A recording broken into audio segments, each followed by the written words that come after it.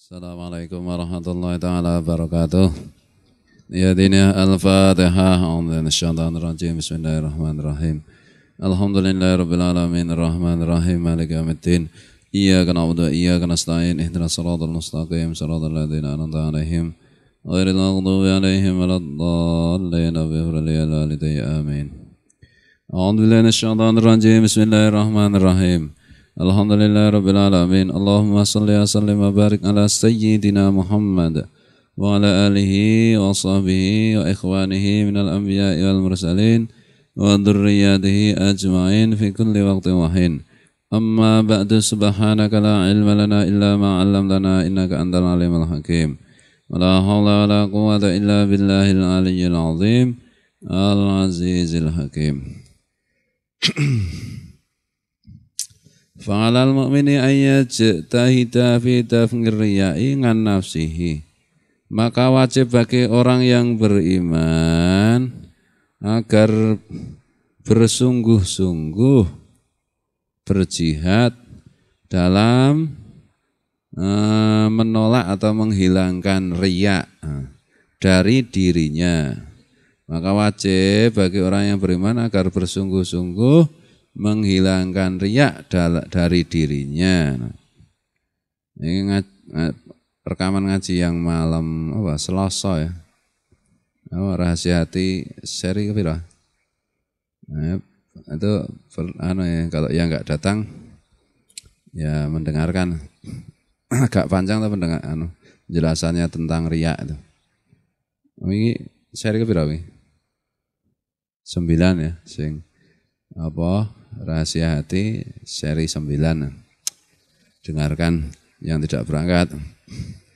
Wa alla yakuna lahu niyyatun wala qasdun fi jami' ta'atihi wa ibadatihi illa taqarruba ila Allah wa talaba sawabil akhirah. Fa bidzalika yakhlusu minar riya'i wa yaslamu min syarrihi wa baliyatihi insyaallah ta'ala. Dan janganlah, dan agar tidak berniat serta bertujuan di dalam segenap ketaatannya dan ibadahnya, kecuali niat dan tujuannya adalah untuk taqarrub ilallah, mendekatkan diri kepada Allah dan mencari pahala akhirat. Dan agar tiap-tiap orang beriman itu tidak berniat dan tidak bertujuan di dalam semua ketaatan dan ibadahnya, kecuali niat dan tujuannya itu untuk mendekatkan diri kepada Allah dan mencari pahala akhirat. Fa bidzalika yakhlusu minar riya yaslamu min syarri wa baliyati insyaallah. Dengan demikian selamatlah orang itu dari riya dan selamat dari dengan demikian selamatlah orang itu, loloslah orang itu dari riya dan selamat dari keburukan dan bencananya. Jadi kalau dalam semua taat dan ibadahnya itu niatnya dan tujuannya untuk mendekatkan diri kepada Allah dan mencari pahala akhirat, nah, orang itu bisa lolos dari riya dan selamat dari buruknya serta bencananya riya insyaallah, jika Allah menghendaki tentu saja.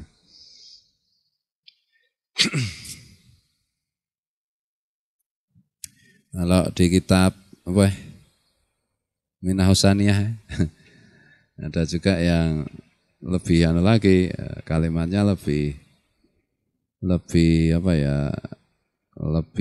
radikal. Maksudnya radikal ini lebih ke akar lagi. Siapa yang mengkritik kalau ibadah itu niatnya mendekatkan diri kepada Allah itu belum masih ada yang lebih tinggi dari itu. Apa ya? Syekh Abdul Qadir Jilani bawa Abu Hasan Asyadzili ya.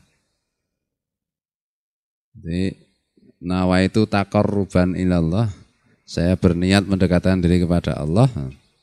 Itu kalau menurut Syekh Abu Hasan Asyadzili itu belum tinggi, lebih tinggi lagi ya. Pokoknya melaksanakan perintah. Perkara dekat atau jauh dari Allah terserah Allah. Karena belum tentu sebagaimana seorang rakyat itu berniat mendekatkan diri pada sang raja. Ya belum tentu rajanya senang kalau dia dekat. Bisa jadi rajanya senang kalau dia agak jauh atau jauh. Ya. Yang penting kan membuat senang sang raja. Nah Allah itu kan maharaja. Nah, kita mencari ridha Allah, ridhonya Allah. Apakah kita didekatkan kepada Allah atau agak dijauhkan? Yang penting Allah ridho. Ya, lebih tinggi lagi.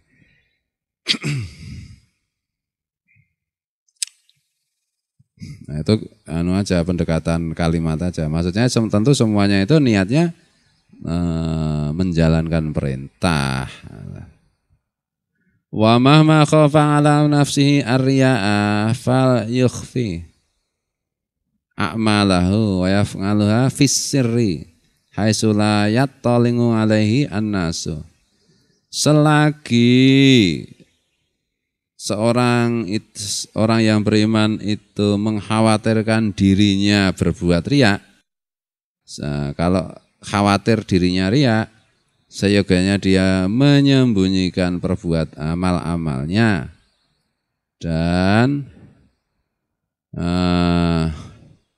melaksanakan amal-amal kebaikannya itu secara rahasia. Sekiranya tidak ada manusia lain yang melihatnya. Kalau khawatir ya amalnya itu disembunyikan. Melakukan amalnya itu di tempat tersembunyi ketika orang tidak melihat. Nah. Fadzalika ahwatu wa aslamu wa huwa afdalu mutlaqan a'ni al-ngamala fis sirri. Fadzalika ahwatu wa aslamu, yang demikian itu lebih hati-hati dan lebih mendekati selamat dari segi riya itu.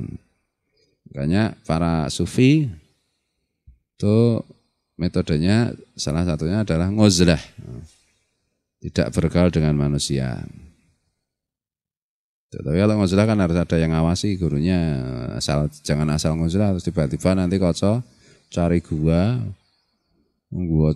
apa langse, tiba-tiba kocok enggak ada yang nyoteng. Ternyata ketahuan di gua langse nyendiri, ya itu ya bahaya karena enggak ada yang ngawasi dah.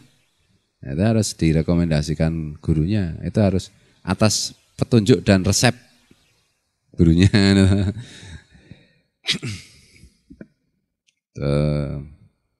Bahkan para wali itu amalan-amalan sunat yang diketahui orang lain itu dianggap tidak dihitung sebagai amal. Saking hati-hatinya, untuk hati-hati. Wa afdalu mutlaqan, ini al-ngamala fis sirri. Yang demikian itu lebih utama secara mutlak, lebih utama. Maksudnya ngamal di tempat tidak diketahui orang. Nanti petunjuk umumnya amal wajib itu seyogianya malah diperlihatkan. Amal sunat seyogianya disembunyikan. Nah, syiar agama itu lewat amal wajib. Secara umum begitu, meskipun nanti ada juga beberapa amal sunat yang untuk menjadi syiar itu malah justru harus diperlihatkan. Misalnya sholat Id, sholat Aid, Idul Adha maupun Idul Fitri. Nah, itu malah lebih baik diperlihatkan untuk syiar. Untuk syiar itu apa ya? Mengibarkan kebesaran Allah, tanda-tanda kebesaran Allah. Hatta liman lam yakhaf ala nafsihi ar-riya'a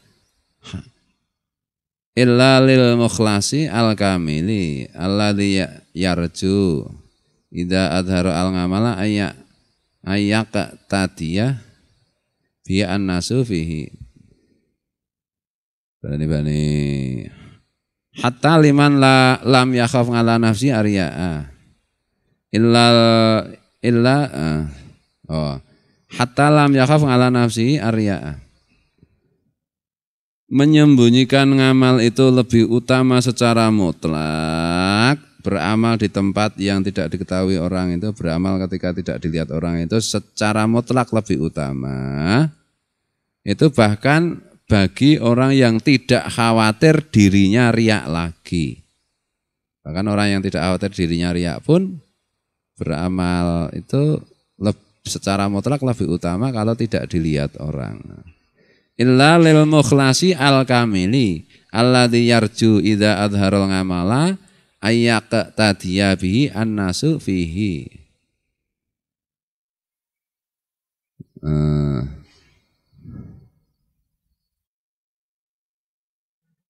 Terus apa ya Pak? Sama ya. Idza adhara al ngamal ayyak tadiya bihi annasu fihi sama. Kecuali orang-orang yang sudah mukhlis secara sempurna, sudah memurnikan, sudah ikhlas secara sempurna.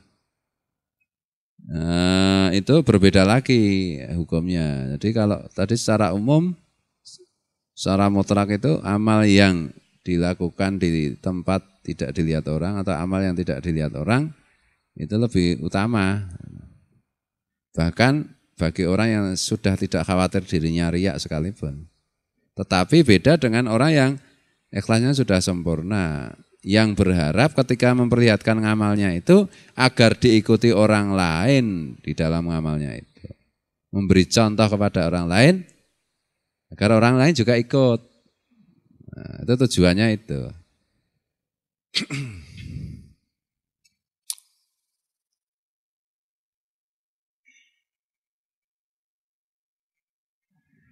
Jadi secara umum kalau orang itu khawatir dirinya riya, berngamallah dan melakukan ngamal itu sekiranya tidak dilihat orang. Berusaha untuk tidak dilihat orang. Karena itu lebih utama secara mutlak. Bahkan bagi orang yang tidak khawatir riya sekalipun. Tetapi bagi orang yang sudah mukhlis secara kamil, yang berharap ketika orang lain melihat dia berbuat itu, orang lain akan ikut dia, akan meniru. Sebaiknya malah memperlihatkan. Sudah.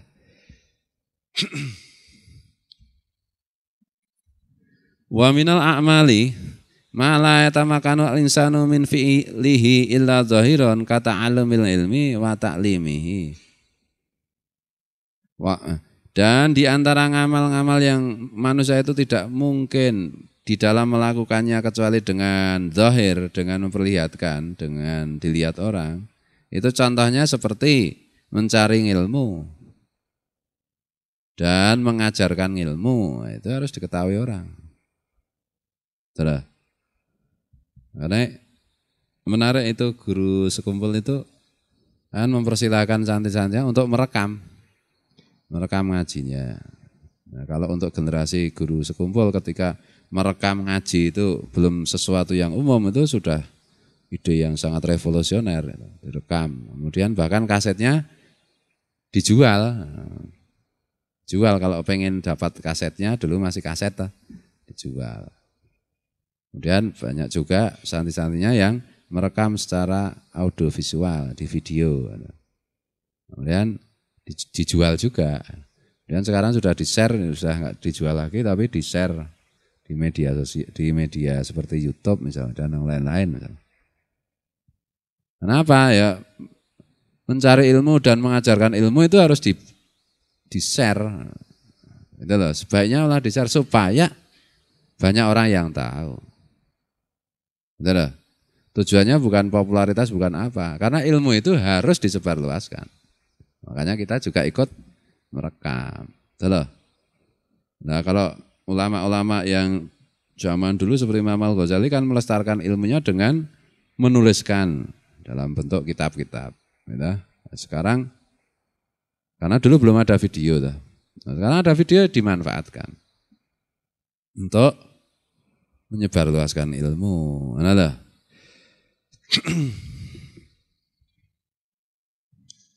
Wakas sholati fil jamangati, dan seperti sholat jamangah. Nah, itu tidak bisa tidak, malah lebih baik kalau diperlihatkan. Meskipun dengan niat tidak boleh riak lah. Tapi kan tidak bisa tidak terlihat orang lain, jamaah kan nggak bisa sendiri. Yang namanya riak itu kan ada satu orang atau lebih di luar diri kita, itu baru memungkinkan riak lah. Nah, jamaah kan paling sedikit 2 orang. Wal haji dan haji ya kan bareng-bareng. Wal jihadi dan jihad berjuang. Wa nahwi dzalika dan yang lain-lain. Kan melibatkan orang lain.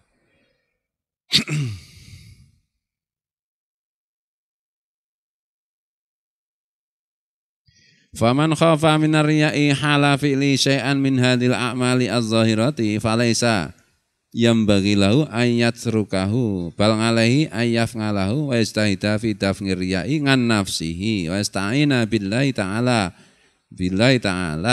wa ni'mal maula wa ni'mal mu'in. Siapa saja yang khawatir dirinya riya dalam keadaan melakukan hal-hal, salah satu di antara hal-hal yang tersebut di atas yang memang pelaksananya dilihat orang, maka tidak semestinya kalau dia kemudian meninggalkan hal itu. Enggak ngaji, ngaji kan dilihat orang nanti riak, enggak bisa, enggak boleh. Enggak sholat jamaah, jamaah dilihat orang nanti bisa riak nanti, daripada gitu sholat sendiri di rumah, ya enggak bisa. Nah, kenapa tadi kembali ke para ahli tasawuf sufi itu? Yang permulaannya harus topo broto itu harus nguzlah itu. Nguzlah itu kan menjauh dari manusia sehingga kemungkinan untuk sholat jamaah sudah tidak ada. Gitu loh. Karena nanti kalau di situ masih memungkinkan sholat jamaah, itu orang itu terkena hukum. Ada yang berpendapat seperti Imam Malik itu, Imam Malik ya, apa Imam Hanafi ya, berpendapat bahwa sholat jamaah itu wajib hukumnya. Imam Syafi'i mengatakan itu fardhu ain. Nah, setidak-tidaknya itu sunat muakkad. Nah, oleh karena itu nguzlah menjauh dari manusia, itu kan gugur kewajibannya. Sholat Jumat juga tidak wajib lagi kita. Karena jauh dari pemukiman manusia. Misalnya nguzlah kalau zaman sekarang tengah hutan, di tengah hutan yang jauh dari pemukiman manusia, kira-kira perjalanan bisa sehari baru ketemu orang. Itu kan tidak, kewajiban-kewajiban itu menjadi gugur. Nah, kalau masih bergaul dengan manusia, enggak pernah sholat jamaah kamu, khawatir kalau riak pamer, ya enggak bisa, enggak boleh. Secara umum aturannya begitu. Nanti khawatir riak, kalau khawatir riak tetap sholat jamaah, tetapi sekaligus dia bersungguh-sungguh untuk menghilangkan riaknya, menghilangkan riak dari dirinya, dan memohon pertolongan kepada Allah Ta'ala dalam menghilangkan riak itu. Bukankah Allah itu ni'mal maula wa ni'mal mu'in? Allah itulah sebaik-baik Tuhan dan sebaik-baik zat yang menolong. Ya sudah. Oh enggak ngaji ya, nanti riak ini.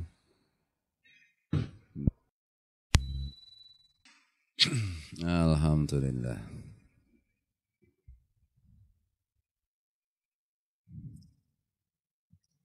Seperti itu.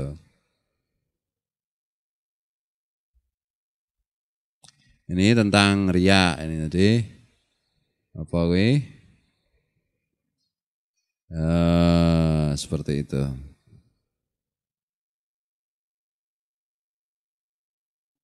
Bismillahirrahmanirrahim. Jadi kemarin tuh ya. Yang malam Selasa itu sambungan riya. Ini sekarang ganti bab lagi nih. Nah, tiap habis maghrib paling sedikit kita kan berdoa, ya Allah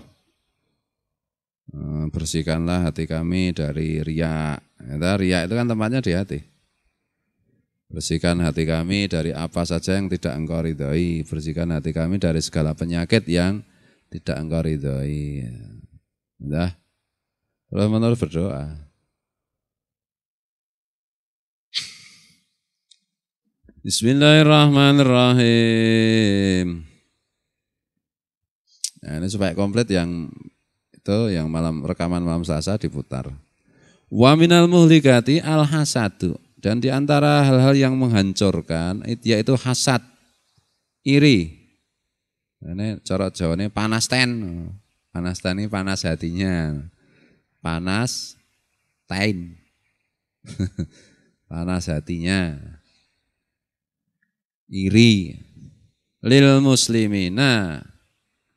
Hasad iri kepada sesama orang Islam. Wa mahabbatus syarri li ahadin minhum, dan senang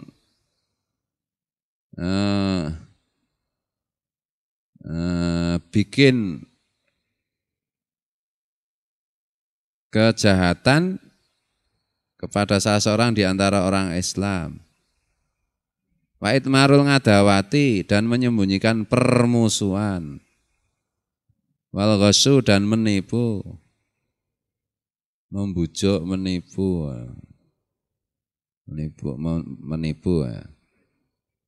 Wal hikdu, dan dendam lahum kepada orang Islam. Dendam itu enggak boleh. Wakilatur rahmati bihim, dan sedikit menyayangi mereka. Wasyafaqati alaihim, dan sedikit belas kasih kepada mereka. Wasu'udzani bihim, dan buruk sangka kepada mereka. Fakullu dzalika minas sifatil muhlikati. Semuanya itu termasuk sifat-sifat yang menghancurkan. Jadi hasad, iri, suka bikin keburukan pada orang lain, pada seorang Islam. Ya, kalimat enaknya ya, gawe Allah. Bahasanya Jawa enak, gawe Allah. Bahasa Indonesianya apa? Jahat. Menyembunyikan permusuhan. Di bermuka dua, apa istilahnya bermuka dua? Di depan kelihatan baik, tapi sebenarnya hatinya memusuhi, menipu, membujuk, ngakali. Bahasanya Jawa ini ngakali, mengakali, dendam. Dendam itu enggak boleh. Ngingkit-ngingkit ya dendam. Ngingkit-ngingkit. Unek-unek. Enggak boleh itu. Apapun yang terjadi enggak boleh. Dan itu menyiksa diri sendiri itu sebenarnya. Dan sedikit sekali sayangnya kepada sesama orang Islam, sedikit sekali belas kasihnya. Tidak belas kasih, kejam, enggak boleh. Rasakannya buruk, ya enggak boleh. Semuanya sifat-sifat itu menghancurkan.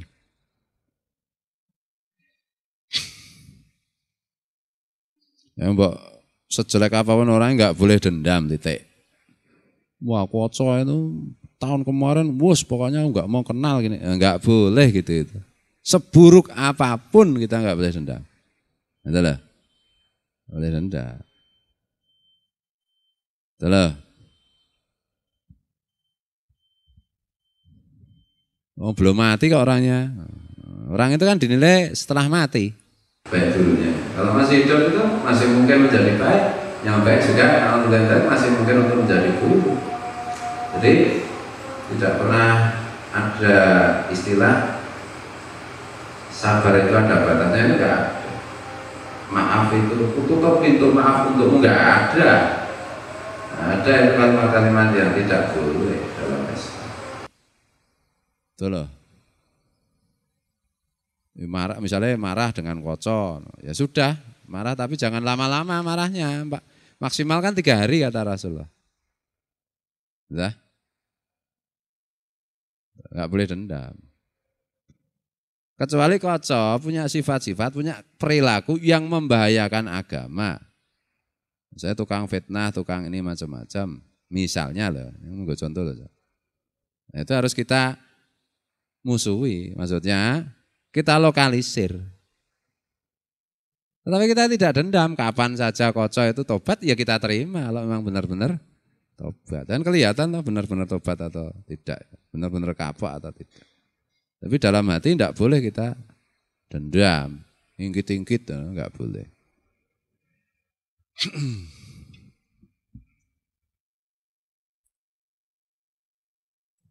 Ammal hasadu fahasbuka bi dzamman wa qabhan. Annallahu ta'ala amara Rasulullah sallallahu alaihi wasallam fil istinadzati min syarril hasad min syarril hasidi kama amara bil istinadzati min syarri syaitani. Adapun mengenai hasad cukuplah untukmu. Cukuplah keterangannya untukmu mengenai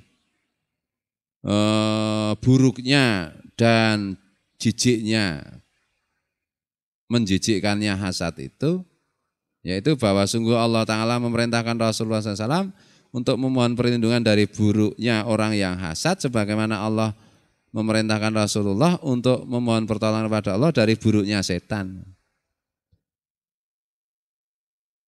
Faqala Ta'ala, maka Allah Ta'ala berfirman, "Min syarri hasidin idza hasad."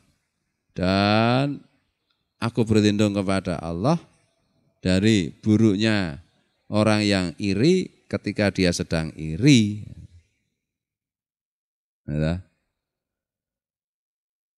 Jadi orang hasad, orang iri itu oleh Allah disamakan dengan setan.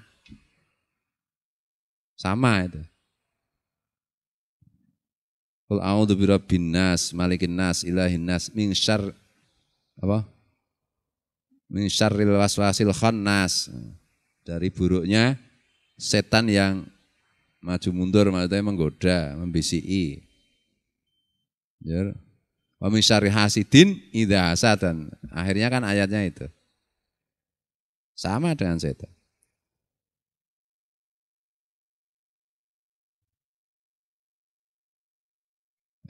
Qul a'udzu birabbil falaq ya. Qul a'udzu birabbin nas, malikin nas, ilahin nas, min syarril waswasil khannas alladzi yuwaswisu fi sudurin nas minal jinnati wan nas ya. Qul a'udzu birabbil falaq itu suratnya keliru, Qul a'udzu birabbin nas. Al falaq itu. Qul a'udzu birabbil falaq min syarri ma khalaq dan seterusnya itu. Sampai wa min syarri hasidin idza hasad. Setan nek kita iri berarti mau lihat setan, ayo lihat orang iri. Dan perilaku orang iri kan memang menjadi setan toh. Setan, misalnya si Dadap iri kepada Koco.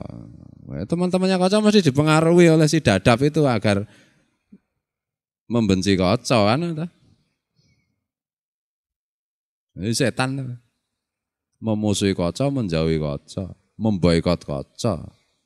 Misalnya, jangan dekat-dekat Kiai Koco, misalnya Koco Kiai. Ya, 1 tukang kawin, 2 ngono-ngono itu orang iri itu. Misalnya. Itu dari segi untuk kita paham bahwa iri itu sangat tercela dan sangat menjijikkan, sangat kotor.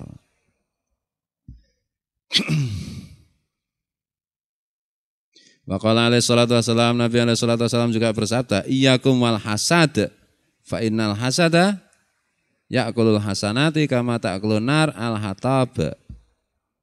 Takutlah kalian dengan hasad, dengan iri. Jangan sampai iri. Takutlah, benar-benar takut, jangan sampai punya sifat iri. Sebab iri itu memakan kebaikan-kebaikan sebagaimana api memakan kayu bakar. Ya lah. Jangan sampai iri, nanti iri itu memakan kebaikan-kebaikan. Maksudnya memakan kebaikan itu menghabiskan kebaikan, menghancurkan kebaikan. Seperti api memakan kayu bakar. Kayu makan api ya jadi abu, enggak ada artinya lagi. Habis. Nah, orang iri itu nanti kebaikannya hilang, habis. Pahalanya habis nanti. Nauzubillahi min dzalik. Maka Rasulullah bersabda, jangan sampai iri. Iyakum itu jangan sampai takutlah kalau iri ya. Sudah.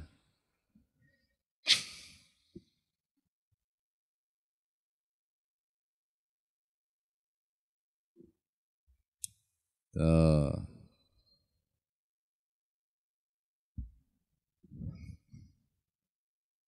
Nah, sebenarnya iri itu kan sama dengan misalnya Koco dapat hadiah 10 miliar. Kemudian Dadap iri. Itu sama dengan Dadap itu sama dengan menganggap Allah itu tidak bijaksana toh. Karena Koco dapat hadiah 10 miliar. Itu berarti itu ketetapan Allah. Nah kalau si Dadap enggak terima berarti menganggap ketetapan Allah itu tidak benar. Menganggap Allah bodoh no, kalau begitu. Padahal Allah maha pintar. Ya tak? Nah, berhadapannya itu ya dengan Allah itu. Menganggap keputusan Allah salah atau itu iri itu. Iya hakikatnya itu begitu. Misalnya Koco ganteng banget. Terus si Dadap iri. Nah Koco ganteng banget itu. Ini nggak contoh loh, aja GR loh. Itu kan yang menetapkan Allah itu. Lah kok si Dadap enggak terima itu kan berarti menganggap ketetapan Allah itu salah. Kan itu tuh. Nah, dosanya besar banget makanya. Padahal Allah itu maha tahu, maha adil, maha bijaksana, maha belas kasih dan lain-lain. Keputusan untuk membuat konco ganteng banget itu didasarkan pada sifat-sifat Allah yang seperti itu. Lah kok ditolak, dipaido ya apa? Diingkari. Nah.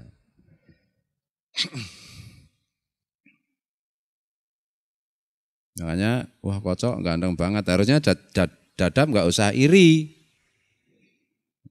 Kepengen boleh ya Allah engkau telah bikin Koco bagus banget seperti Nabi Ucup. Saya juga pengen dong. Wajah saya buatlah ganteng banget seperti Koco. Nah itu dah. Boleh. Oh, agak apa jenenge ngomong dewe seperti itu di kamar. Ada jawaban ngimpi. Oh berarti setan bisa ngomongnya. Ya Allah buatlah wajahku ganteng banget seperti wajahnya Koco. Kok ada yang jawab ngimpi. Ya wis setan demet itu.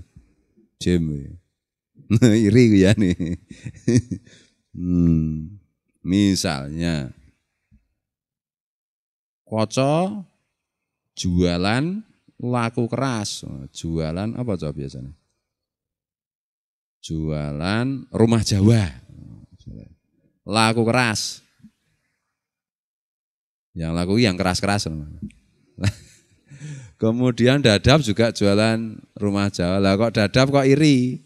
Mangkel melihat, jengkel melihat Koco laris, ya itu namanya iri. Enggak usah jengkel, ghibthah aja, kepengen aja boleh. Ya Allah engkau telah membuat dagangan Koco yaitu rumah Jawa laris manis, laku keras, maka buatlah juga untuk dagangan saya laris manis, laku keras, seperti telah engkau berikan kepada Koco. Ya enak tau nih, enak. Koco laku keras, jualan bakwan. Dadap juga jualan bakwan enggak laku. Ya ghibthah boleh tapi jangan iri. Tanya, "Cok kok bakwanmu laris ta, Cok?" Nah, iya ini resepnya agar laris begini dan begitu kan itu. Itu yang baik gitu. "Cok kok bakwanmu laris, Cok?" Resepnya gimana? Rahasia. Oh iya, jelek. Ya dah. Oh ya wes nek rahasia ya ora apa-apa, enggak apa-apa. Nah, selesai ora kok. Nah, itu namanya dendam itu. Awas nanti lah, itu sudah dendam itu. Capek nanti hatinya. Dan biasanya orang iri itu kan yang sejenis. Petani irinya mesti biasanya dengan petani. Penjual bakwan dengan penjual bakwan, penjual rumah Jawa dengan penjual rumah Jawa. Camat dengan camat, ya itu lah. Santri dengan santri, ya itu. Wah Koco itu sering namanya disebut Pak Kiai. Apa sih istimewanya? Jengkel lah. Jengkel ro Koco, jengkel ro Kiai ini. Wah antem ya. Misalnya, ya bisa aja gitu itu. Enggak usah begitu. Kalau berdoa ya Allah sebagaimana Pak Kiai sering menyebut namanya Koco untuk contoh saya juga kepingin. Nanti adalah kocok namanya disebut untuk contoh yang baik-baik. Nah, dia yang buruk-buruk makin marah dia. Aduh. Apes. Pengen itu boleh. Oh, udah nggak tahan, ya SMS. Pak Kiai, mbok nama saya juga disebut-sebut dong untuk contoh. Nah, boleh nggak apa-apa. Aku pengen nih seperti Koco. Sebut, oh ya siap. Nek nggo contoh-contoh elek ya le. Nesu ta. Ya, seperti itu. Enggak ada kok Koco sering disebut-sebut untuk contoh yang baik di majelis taklim. Kok terus copet iri itu enggak mungkin. Ya, nek copet iri malah mungkin ya copet Arab sadar kuwi. Ya ta. Yang iri biasanya juga santri yang lain. Terus.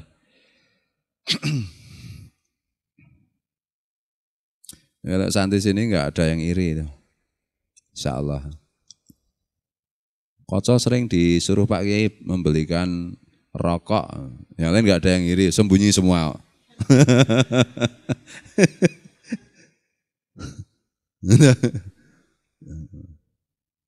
So, Koco sering disuruh sama Pak Kiai. Yang lain enggak ada yang iri. Udah so kamu aja, kita semua enggak ada yang iri deh.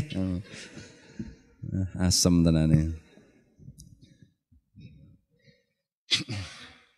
Nah, kalau biasanya kalau mengandung pahala itu jarang, orang yang iri itu jarang. Ya, karena iri pahala itu namanya ghibthah. Nah, biasanya iri-iri ya kaitannya dengan hal-hal duniawiyah. Nah. Bismillahirrahmanirrahim.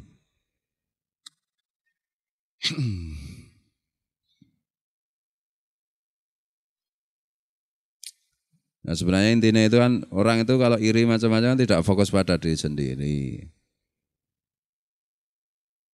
Wa qala alaihi salatu wassalam, Nabi alaihi salatu wassalam juga bersabda, la yastami'u fi jawfi 'abdin al-iman wal hasad. Tidak akan berkumpul di dalam diri seseorang. Iman dan hasad itu tidak akan berkumpul. Maksudnya kalau iman mesti tidak hasad. Kalau lagi hasad berarti sedang tidak beriman. Atau memang tidak beriman. Orang beriman itu tidak ada hasad, tidak ada iri.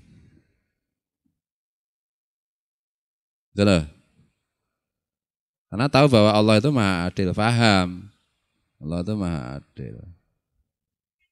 Ridho. Fokus kepada memelihara iman dan takwanya. Itulah. Maka salah seorang wali itu mengatakan, saya lupa namanya. Oh, Syekh Abdul Qadir Jailani juga pernah bilang, salah satu haliyahnya seorang hamba Allah, salah satu keadaan yang dilewatinya yaitu dia merasa ada saatnya dia merasa menjadi makhluk yang paling disayangi Allah, paling diperhatikan Allah, paling banyak dilimpahi nikmat oleh Allah. Titik kesadaran untuk dekat pada Allah. Berarti bersyukur, makom syukur. Imam Al-Ghazali juga menjelaskannya. Makom syukur itu. Ya semua wali sih menjelaskan. Rasanya kok enggak ada yang lebih dimanjakan Allah daripada saya. Ini ada perasaan seperti itu ketika menghayati.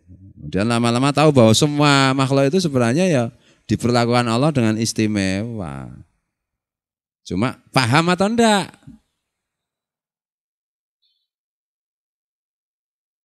Man ngarofa nafsahu faqad ngarofa rabbahu. Siapa memahami dirinya maka dia akan paham Tuhannya.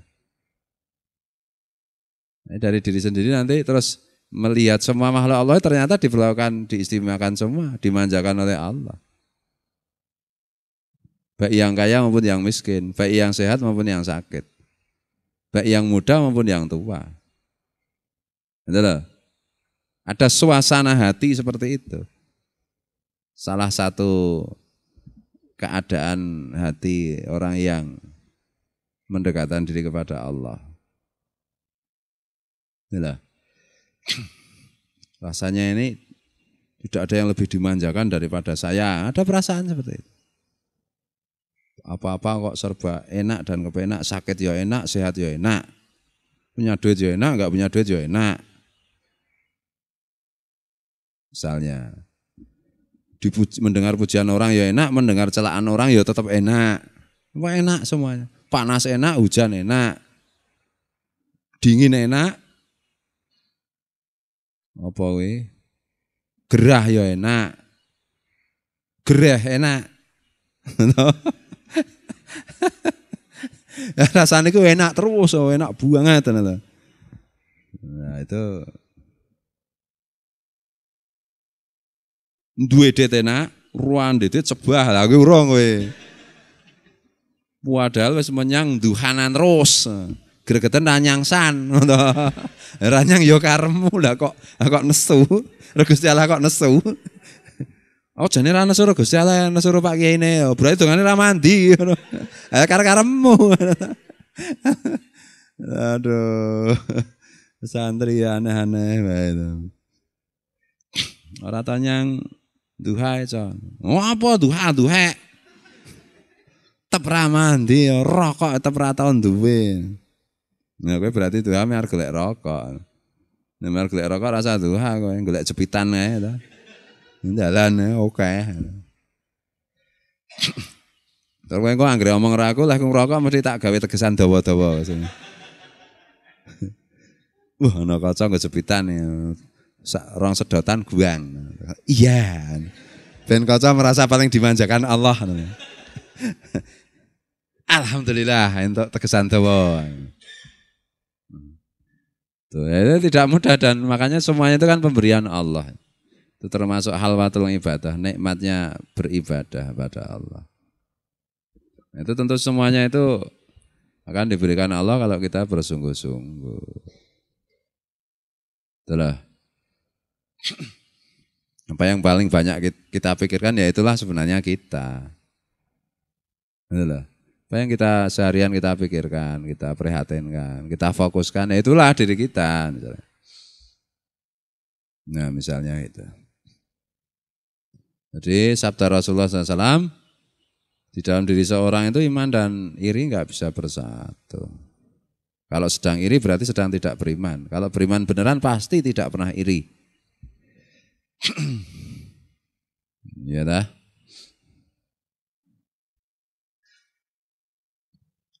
Bismillahirrahmanirrahim. Nah semuanya sumber penyakit hati itu kan kecintaan pada dunia. Cintaan pada dunia, kalau enggak cinta dengan dunia enggak ada penyakit macam-macam. Iri karena cintaan pada dunia. Sombong ya karena kecintaan pada dunia. Orang sombong kan biasa menyombongkan posisinya, mungkin hartanya, termasuk mungkin ibadahnya itu kan menjadi dunia tuh. Iya dah. Karena menganggap dunia itu penting, maka bisa disombongkan. Layak disombongkan kan itu. Kalau menganggap dunia itu enggak penting ya enggak. Nah itu dah. Oke, diomongnya gampang banget ditandang iki ya. Kalau tidak diberi pertolongan Allah ya menjadi sangat sulit.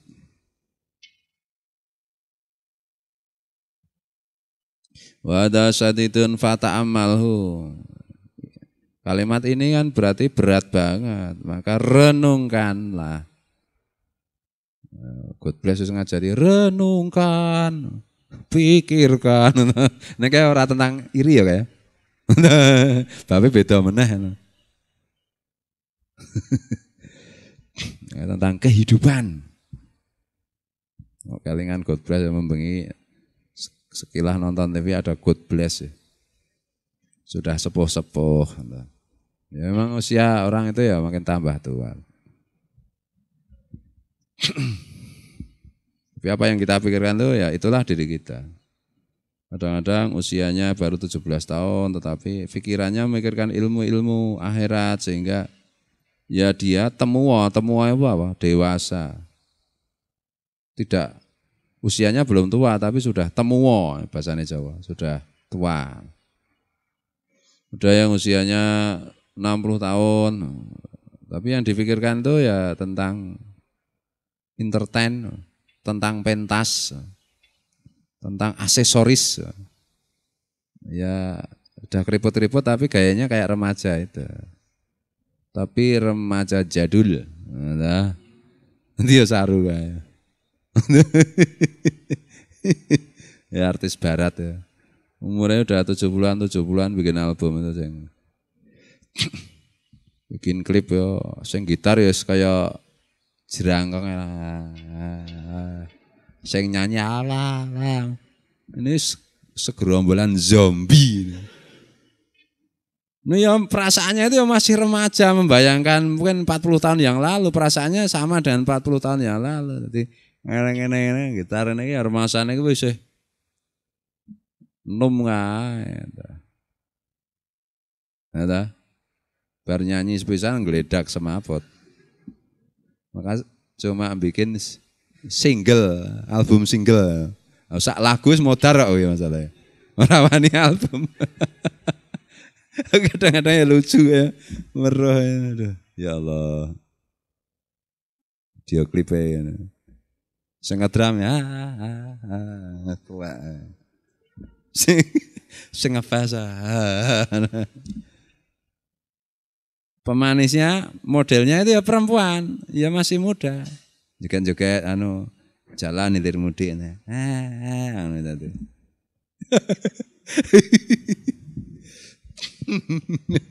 Itu biasanya penyakit artis biasanya. Penyakit penyanyi biasanya. Penyakit aktor mana biasanya kolak-walik itu. Masih muda memerankan tokoh tua. Sudah selesai memerankan tokoh tua isih ketok temu wae. Umurnya baru 30 tahun memerankan misalnya tokoh usia 80 tahun dibongkok-bongkok. Selesai syuting ya bongkok beneran. Nek sing tenanan nih profesional loh. Kadang-kadang dan makanya nggak seneng itu nonton bangsa sinetron termasuk yang ini Mahabharata macam-macam nggak seneng. Kadang-kadang aktingnya nggak sungguh-sungguh. Film Indonesia kebanyakan tidak. Ya ada yang sungguh-sungguh tapi kebanyakan tidak. Misalnya tertawan, hahaha, lagi kayak apa ini? Iki tertawa apa? Menggonggong kumisnya putih, ya pemainnya nom. Ora digawe keriput apa piye kulite ya ora tetep biasa. Untune ya wutuh, mbok digawe ireng-ireng apa piye. Wong ngeremus areng sikik apa piye men ketok tuwa niku ora. Tokoh tua kok segar bugar. Piye ta kudune rak ya ora cocok kan. Karena sinetron Indonesia mau makan aja pakai dasi, pakai jas, pakai dasi apa ada dalam kehidupan sehari-hari di dalam rumah tangga, di dalam rumah makan pakai jas, pakai dasi apa ada? Ya enggak ada ta. Lipstikan barang apa ada ta? Ya enggak ada kalau makan aku kudune awut-awutan sing wedok to. Mungkin ngene juga ya apa kudune kan ngono. Nggo ondrok apa? Ondrok apa? Baju apa ya terusane kudune kan ngono. Gembrobyos kae to. Makan kepedesen to. Ini kan ngono to yang asli kan gitu, mosok tertib. Wah, lipstikan makanya ya mungkin. Enggak mungkin, enggak masuk akal. Takon karo anake, bagaimana misalnya anake jenenge Koco. Kamu Koco sekolahnya gimana? Iya Bapak, sekolah saya baik. Enggak mungkin ada dalam kehidupan sehari-hari kayak begitu. Tanya Koco sama Pak Agus Pleret itu. Ya so ya. Enggak pernah disapa kayak gitu yang Agus Pleret. Co, hei, mending ngono. Biar sekolah.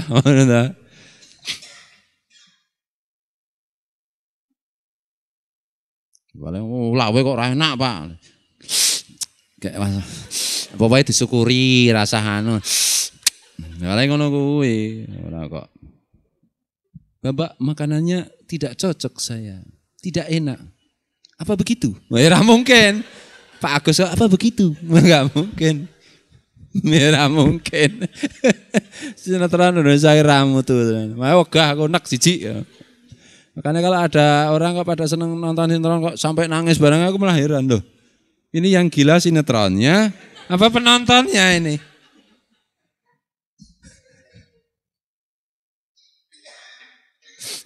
Ngopo iki sinetron ya ada sinetron yang baik 1 2 ada 1 2 yang lain ya tuh yang remaja yang perempuan mesti memperlihatkan auratnya apa hubungannya gitu loh di mana-mana ya pakai baju you can see kamu bisa lihat keleknya namanya you can see nah itu ramutu